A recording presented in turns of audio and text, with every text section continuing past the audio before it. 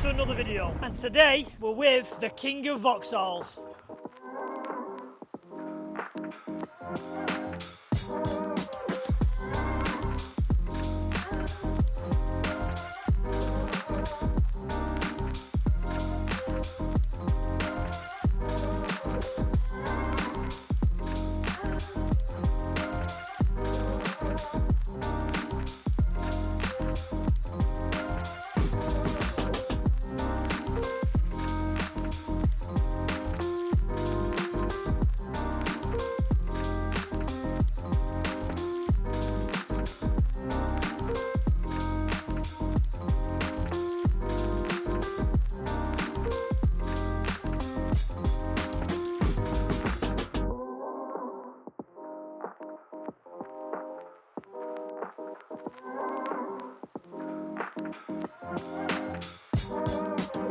So we're here at NY 500, we're here to show some cars off. One of my good friends has come over in his beautiful Lotus Carlton, and I've just asked him to move it out of the way so I can do a bit of filming on it, do a bit of introduction. He said, "There the keys, you go move it." What an experience it's going to be. So let's jump in, let's have a drive of the Lotus Carlton.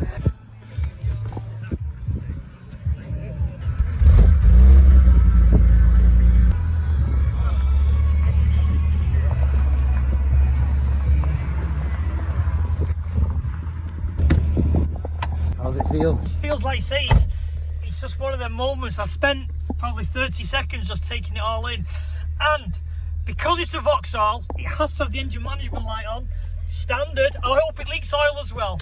But let's move this beautiful car, because this is an experience. Weird, because wouldn't know you're in a Lotus Carlton apart from a couple of badges. The clutch is very heavy on it, but my God, this is a rare, beautiful car.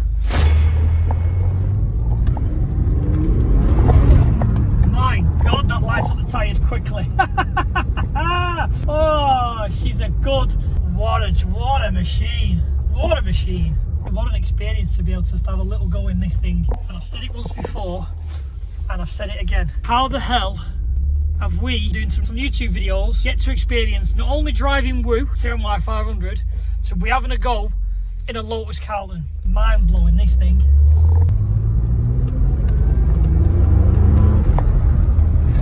Moves for the big girl, she moves for the big girl, and that's me not even putting my foot down really. She certainly picks up, Does it feel proper heavy, yeah? Yeah, it feels a heavy car, but I suppose that's why the top speed runs of 180 mile an hour, 188 I think the tops out at, was, you know, it helped with it being so planted, yeah. And I think that's to do with the massive tyres as well, because the tyres are huge on it.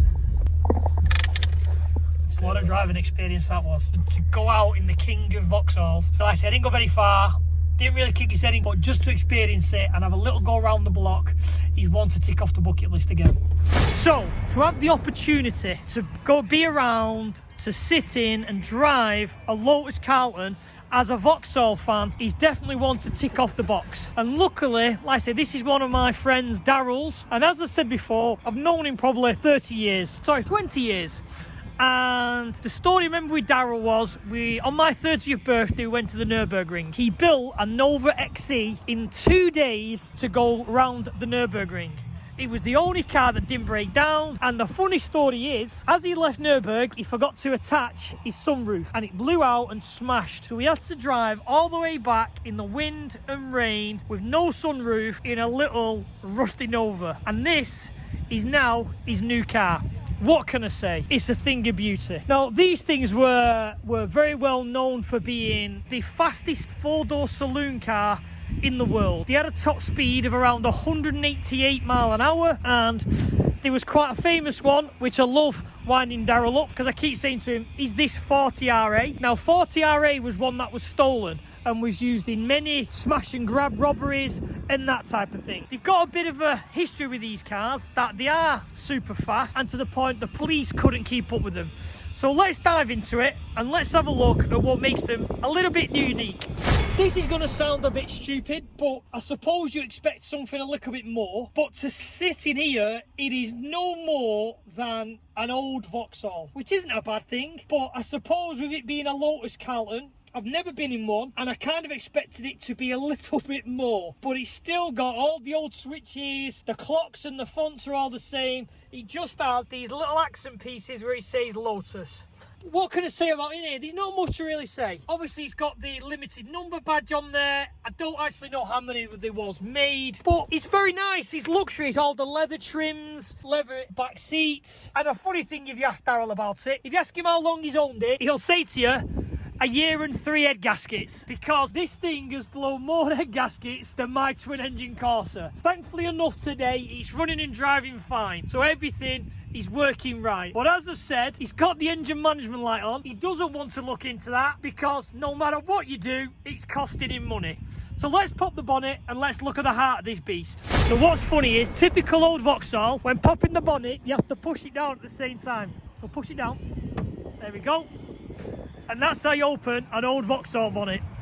So here's the heart of the engine. And as Daryl will know, he knows he's inside out now, having to do 3 head gaskets. It's a 3.6 straight 6 twin turbo. It was kind of based around the original 3-litre GSI Carlton engine. So they obviously stroked it, bored it out possibly. I don't know the full ins and outs, but it's twin turboed. And as I've said, these things would do over 180 mile an hour. Interesting fact is, you can, Daryl tells me because he's a cheapskate, you can use a 3-litre GSI head gasket. You've just got to cut the water galleries out a little bit bigger to make it work. A wonderful thing, really nice to be under here and look.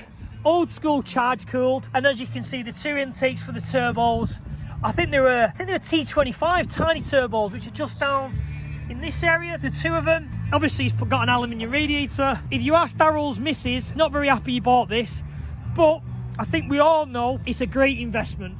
And about 18 months ago, they weren't as expensive as they were today. So wonderful car, really nice Daryl to bring it out. He's even given it a wash. The wheels were one off to the car. They were very wide and big with AP 4-pot. And if you look at the rear tyres, they're absolutely massive. They're a deep dish. And I think they're a 265, you know, wide tyre, which is, oh, look at this, typical Daryl. Is that road legal, Daryl? Because to me, it's on racing slicks, pal. So, I think like you said, everything he does in his car costs him money. It looks like he's been driven and had some fun with, which not these cars are about, because there is too many of these types of cars which are locked away, cleaned, just kept pristine and not enjoyed. But I can tell you, there is this one and another one of a gentleman I know called Jed. These two drive these cars hard and enjoy them.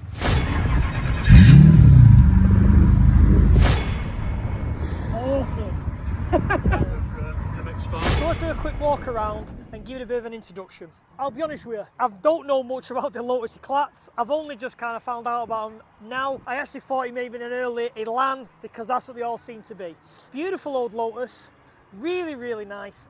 And what I find interesting is, which I've just been told, obviously a lot of the early Lotuses were fiberglass and they were made in 2 pieces. So this line here is the joining line from the top half of the mould to the bottom half of the mould. They don't make them like that no more. Let's get into the nuts and crannies of it, of what it is. So it's got Jaguar back axle. Seems to be quite a common axle to use these days because they're very, very strong. It's got Subaru front calipers with Citroen Zara brakes. It's got RX-8 interior. Let's open the door and have a look inside. Now, a lot of people like to restore the cars factory perfect and not really use them, but it's nice to see that these are being used. So we've got, obviously, the digital dash, all the original switches in the middle. Now, they don't make them like that no more. The fan switch, the hazards, all original Lotus. And like I say, RX-8 seats, sorry. Beautiful old school car. You can smell the leather. It's absolutely, it's really, really, really nice. So let's get under the bonnet and have a look what's under here. As we dive under, as you can see, nice snug fit in there. It's the V8. Again, I asked the question of why the V8, and I didn't realise that these were designed to be a V8 engine originally. But due to the fuel crisis, they took the V8 out and then put the slanted 2 litre and 2.2 engine in, which people will know. They used to sit on like an angle with a set of carbs on the other side. But the original chassis was designed to have a V8. So the owner bought the Lexus engine, I think he said for around £700-800. It's on a BMW gearbox and it all seems to work and fit nicely. It is a very, very tight fit. You can see how close it is there to the chassis rails. It's on, I think he said, a Pulsar radiator.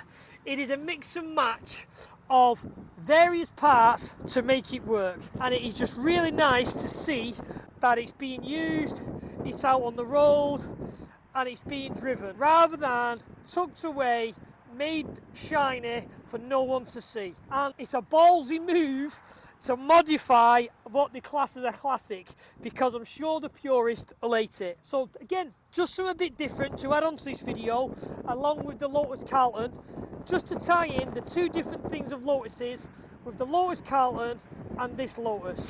So we're going to end this one here. It's been such a pleasure to stand in front of, look around and have a drive of the king of Vauxhalls, the Lotus Carlton. As a Vauxhall fan, this is one to tick off the bucket list. The history, all the past with these cars is mind-blowing, and they're getting rarer and rarer and rarer. So big thank you for Daryl for coming down to NY500 today to show me the car. I'm sure at some point Daryl will do something and we'll team up together and we'll see what this car can really do. Take care, guys.